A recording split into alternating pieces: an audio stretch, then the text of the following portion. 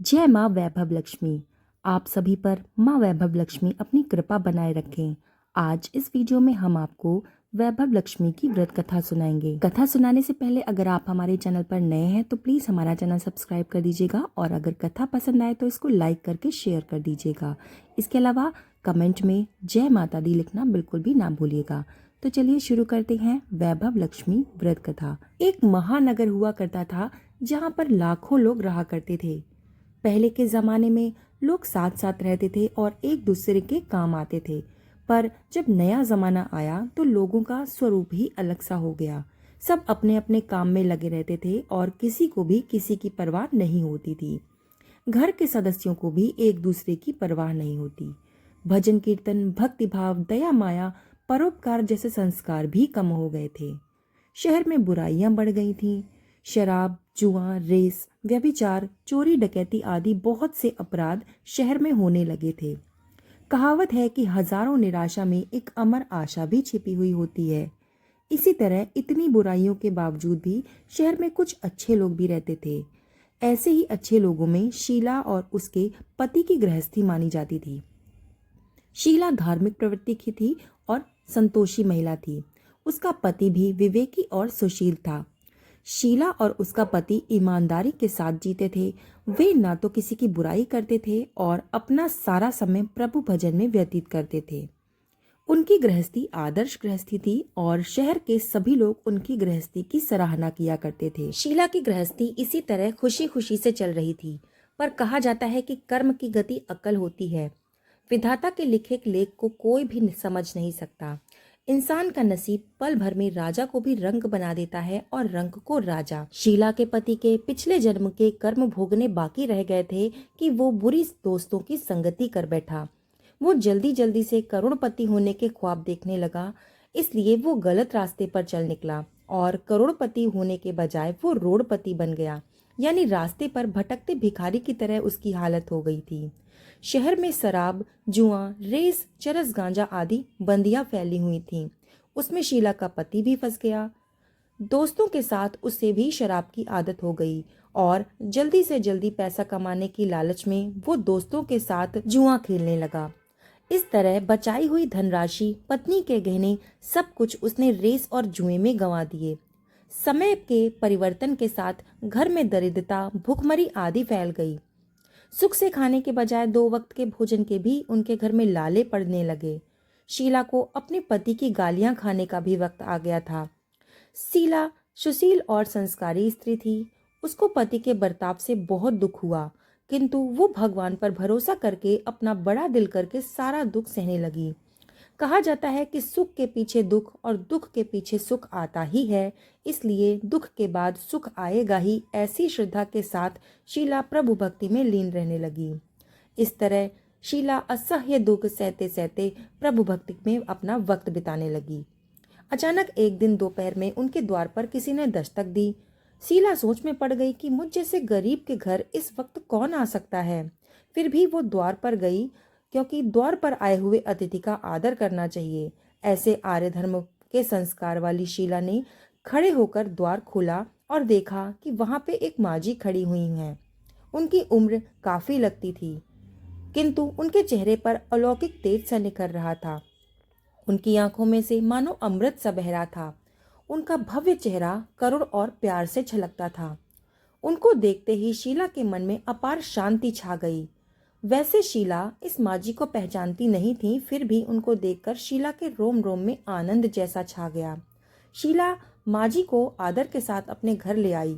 घर में बिठाने के लिए उसके पास कुछ भी नहीं था, अतः शीला ने संकोच करके एक फटी हुई चादर बिछाई और उस चादर पर उनको बिठाला। माँ ने कहा कि क्यों शीला, मुझे पहचाना नहीं तुमने? शीला ने संकोच करके कहा कि माँ, आपको देखते ही मुझे बहुत ही खुशी हो रही है, बहुत शांति सी हो रही है।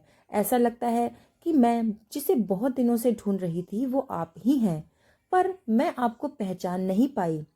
माँ जी ने हंसकर कहा कि क्यों, भूल गई? हर शुक्रवार को लक्ष्मी जी के मंदिर में भजन कीर्तन होते हैं, तब मैं भी वहां आती हूँ। वहां हर शुक्रवार को हम मिलते हैं। पति गलत रास्ते पर चला गया, तब से शीला बहुत दुखी हो गई थी और दुख की मारी वो लक्ष्मी जी के मंदिर में भी नहीं जाती थी। बाहर के लोगों के साथ नजरें मिलाते भी उसको शर्म सी आती थी। उसने अपनी याददाश्त पर जोर दिया और कहने लगी कि माँ जी, मुझे कुछ भी नहीं याद आ रहा है। तभी माँ जी ने कहा कि तू लक्ष्मी जी के मंदिर में कितने मधुर भजन गाती थी, अभी अभी तो दिखाई नहीं देती, इसलिए मुझे हुआ कि क्यों ना मैं ही तेरे घर चली जाऊं और तेरे से तेरा हालचाल पूछाऊं, कहीं तू बीमार तो नहीं है। ऐसा सोचकर मैं तुझसे मिलने चली आई। माता जी के अति प्रेम भरे शब्दों से शीला का हृदय पिघल गया। उसकी आंखों में आंसू आ गए। माँ जी के सामने वो बिलक बिलक कर रोने लगी। ये देख माता शीला के नजदीक आई और उसकी सिसकती हुई पीठ पर प्यार भरा हाथ फेरकर उसको सांत्वना देने लगी। माँ कहने लगी कि बेटी, दुख और सुख तो धूप छांव की तरह होते हैं। धैर्य रखो बेटी, तुझे जो भी परेशानी है, तेरे जो भी दुख हैं, वो मुझे सुना। तेरा मन भी हल्का हो जाएगा और मैं तेरे दुख का कोई उपाय भी तुझे बता दूंगी। माता की बात सुनकर शीला के मन को बहुत ही शांति मिली। उसने माँ जी से कहा कि माँ, मेरी गृहस्थी में भरपूर सुख और खुशियाँ थीं। मेरे पति भी सुशील थे। अचानक मेरा भाग्य मुझसे रूठ गया और मेरे पति बुरी संगति में फंस गए और बुरी आदतों के शिकार हो गए। अपना सब कुछ वो गंवा बैठे हैं, अतः हम रास्ते में भिखारी जैसे बन गए हैं। ये सुनकर माँ जी ने कहा कि ऐसा कहा जाता है कि कर्म की गति अति न्यारी होती है, इसलिए हर इंसान को अपने कर्मों का फल भोगना ही पड़ता है। इसलिए तू चिंता न कर, क्योंकि अब तू अपने कर्म भुगत चुकी है। अब तुम्हारे सुख के दिन अवश्य ही आएंगे। तू तो माँ लक्ष्मी जी की भक्त है और माता लक्ष्मी जी तो प्रेम और करुणा की अवतार हैं। वे अपने भक्तों पर हमेशा ममता बनाए रखती हैं, इसलिए तू धैर्य रखकर माता लक्ष्मी जी का व्रत कर, इससे सब कुछ ठीक हो जाएगा। माँ लक्ष्मी जी का व्रत की बात सुनकर शीला के चेहरे पर चमक आ गई। उसने पूछा कि माँ लक्ष्मी जी का व्रत कैसे किया जाएगा, मुझे भी समझाएं, क्योंकि मैं भी ये व्रत अवश्य ही करूंगी। माँ ने कहा कि बेटी, माँ लक्ष्मी जी का व्रत बहुत ही सरल है। उसे वरद लक्ष्मी व्रत या वैभव लक्ष्मी व्रत भी कहा जाता है। ये व्रत सभी मनोकामनाओं को पूर्ण करने वाला है। वो सुख संपत्ति और यश देने वाला है। ऐसा कहकर माँ वैभव लक्ष्मी के व्रत की विधि कहने लगी। उन्होंने कहा कि बेटी, वैभव लक्ष्मी व्रत तो वैसे सीधा साधा व्रत है, किंतु कई लोग इसे गलत तरीके से करते हैं, अतः उन्हें इसका फल नहीं प्राप्त होता है। कई लोग कहते हैं कि सोने के गहने की हल्दी कुमकुम से पूजा करो, बस व्रत हो गया। पर ऐसा नहीं है। कोई भी व्रत शास्त्रीय विधि से करना चाहिए, तभी उसका फल मिलता है। सच्ची बात यह है कि सोने के गहनों का विधि से पूजन करना चाहिए। व्रत की उद्यापन विधि भी शास्त्रीय विधि से करनी चाहिए। ये व्रत शुक्रवार को करना चाहिए। प्रातःकाल स्नान करके स्वच्छ वस्त्र धारण करना। इसके बाद सारा दिन जय माता लक्ष्मी का रटन करते रहना। किसी की चुगली नहीं करना। शाम को पूर्व दिशा में मुंह करके आसन पर बैठ जाना और सामने पाटा रखकर उस पर रुमाल रखना। रुमाल पर चावल का छोटा सा ढेर करना। उस ढेर पर पानी से भरा हुआ तांबा का कलश रखकर कलश पर एक कटोरी रखना। उस कटोरी में एक सोने का गहना रखना। सोने का ना हो तो चांदी का भी चलेगा, चांदी का ना हो तो नकद रुपया भी चलेगा। बाद में घी का दीपक जलाकर अगरबत्ती सुलगा कर रख देना। माँ लक्ष्मी जी के बहुत सारे स्वरूप हैं और माँ लक्ष्मी जी को श्री यंत्र अत्यधिक प्रिय है, और वैभव लक्ष्मी में पूजन विधि करते समय सर्वप्रथम श्री यंत्र और लक्ष्मी जी के विविध स्वरूपों का सच्चे दिल से दर्शन करें। इसके बाद लक्ष्मी स्तवन का पाठ करें। बाद में कटोरी में रखे हुए गहने रुपए को हल्दी कुमकुम और चावल चढ़ाकर पूजा करें और लाल रंग का फूल चढ़ाएं। शाम को कोई मीठी चीज बनाकर उसका प्रसाद रखें। ना हो सके तो शक्कर या गुड़ भी चल सकता है। फिर आरती करके 11 बार सच्चे हृदय से जय माता लक्ष्मी बोलो। बाद में 11 या 21 शुक्रवार को व्रत करने का संकल्प माता लक्ष्मी जी के सामने करो और आपकी जो भी मनोकामना है वो पूरी करने के लिए माता से विनती करो, और फिर प्रसाद को बांटो और थोड़ा सा प्रसाद अपने लिए भी रख लो। और आप में शक्ति हो तो सारा दिन उपवास कर रखो और सिर्फ प्रसाद खाकर ही शुक्रवार का व्रत करो, और अधिक शक्ति ना हो तो एक बार शाम के समय प्रसाद ग्रहण करते समय थोड़ा सा सात्विक भोजन कर लो।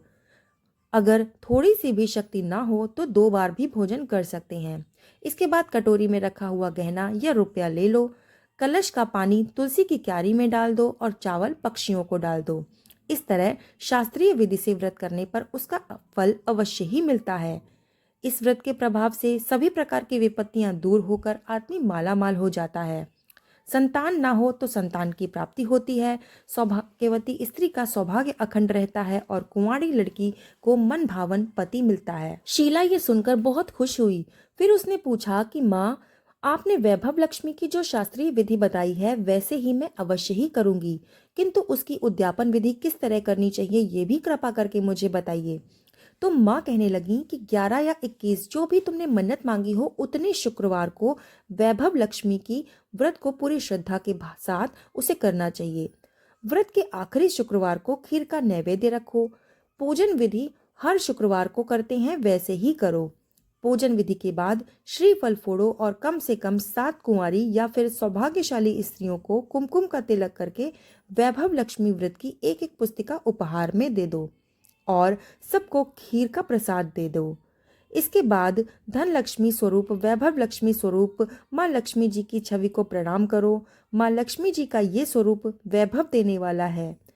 प्रणाम करके मन ही मन भावुकता के साथ माँ से प्रार्थना करते हुए कहो कि हे माँ धन लक्ष्मी, हे माँ वैभव लक्ष्मी, मैंने सच्चे हृदय से आपका व्रत पूर्ण किया है, तो हे माता हमारी मनोकामना पूर्ण कीजिए, हम सबका कल्याण कीजिए। जिसे संतान ना हो उसे संतान देना, सौभाग्यशाली स्त्री का सौभाग्य अखंड रखना, कुंवारी लड़की को उसका मन भावन पति देना। आपका ये चमत्कारी वैभव लक्ष्मी का व्रत जो भी करे उसकी सभी विपत्तियों को दूर करना और सभी को सुखी कर देना। हे माता, आपकी महिमा अपरंपार है। माता जी के पास से वैभव लक्ष्मी के इस व्रत की शास्त्रीय विधि सुनकर शीला भाव विभोर हो उठी। उसे लगा कि मानो उसे सुख का रास्ता मिल गया हो। उसने आंखें बंद करके मन ही मन उसी क्षण संकल्प किया कि हे माँ वैभव लक्ष्मी, मैंने माँ जी के कहे अनुसार श्रद्धा पूर्वक शास्त्रीय विधि से वैभव लक्ष्मी व्रत का 21 शुक्रवार का व्रत करूंगी और शास्त्रीय रीति के अनुसार उद्यापन भी करूंगी। शीला ने संकल्प करके आंखें खोली तो सामने कोई नहीं था। वो विस्मित हो गई थीं। इसके बाद शीला को ये समझने में देर नहीं लगी कि माता कोई दूसरी नहीं बल्कि साक्षात लक्ष्मी जी का रूप थीं। शीला लक्ष्मी जी की भक्त थी, इसलिए अपने भक्तों को रास्ता दिखाने के लिए माता लक्ष्मी माँ का रूप धारण करके शीला के पास आई थीं। दूसरे दिन शुक्रवार था। प्रातःकाल स्नान करके स्वच्छ कपड़े पहनकर शीला मन ही मन श्रद्धा और पूरे भक्ति भाव से जय माता लक्ष्मी का मन ही मन रटन करने लगी। सारा दिन उसने किसी की चुगली नहीं की। शाम हुई तब हाथ पैर मुंह धोकर शीला पूर्व दिशा की ओर मुंह करके बैठ गई। घर में पहले तो सोने के बहुत सारे गहने थे, लेकिन जब से पति गलत रास्ते पर चलने लगा तब से उसने सारे सोने के गहने गिरवी रख दिए थे, पर नाक की कील बच गई थी। नाक की कील निकालकर उसने उसे धोकर कटोरी में रख दिया और सामने पाटे पर रुमाल रखकर मुट्ठी भर चावल का ढेर किया। उस पर तांबे का कलश पानी भरकर रखा और उस पर कील वाली कटोरी रखी। फिर उसने विधि पूर्वक माता की वंदना, स्तवन पाठ और पूजा वगैरह की। फिर घर में थोड़ी सी शक्कर थी, वो प्रसाद में रखकर माँ वैभव लक्ष्मी का उसने व्रत किया।